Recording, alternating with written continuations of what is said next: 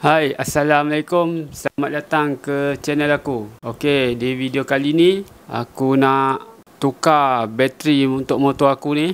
Barang pun dah sampai, cuma aku tak buka lagi. Kita tengok bateri apa yang aku beli. Sebelum aku meneruskan video ni, pastikan korang semua dah tekan butang subscribe dan juga butang loceng yang ada dekat sebelah tu. Let's go. Okey, ni barang dia Aku tak buka lagi. Jom kita unboxing sekarang. Jeng jeng jeng. Padu bungkusan dia ni.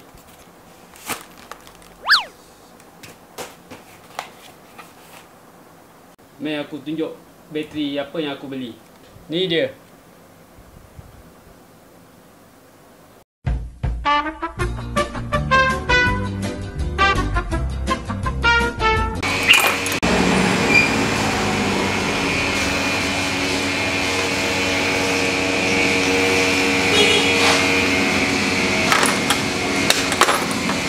Sekarang ni motor tak hidup terus tu. Bateri dah lemah gila.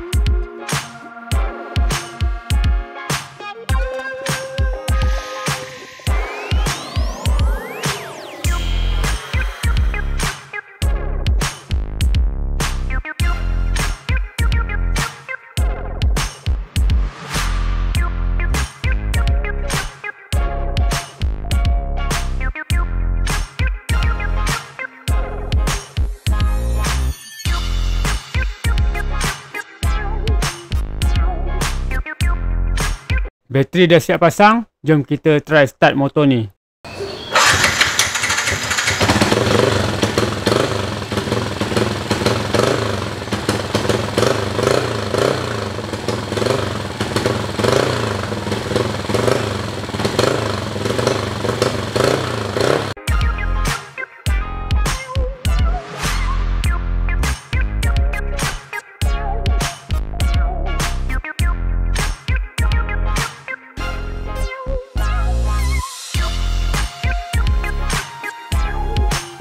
Okey, Alhamdulillah, motor pun dah siap, motor pun dah hidup, hati senang, kepala pun dah tak serabut lagi.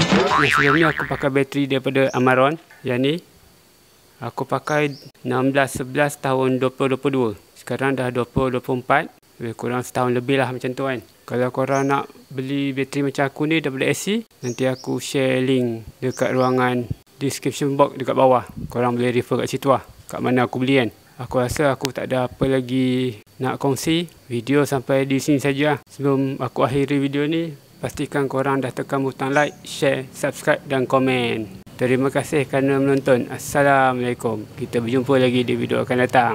Bye.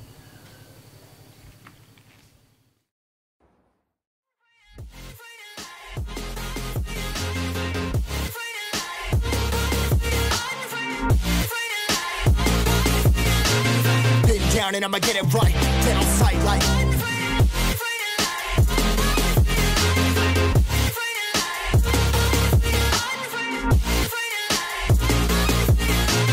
been down and I'ma get it right, dead on sight like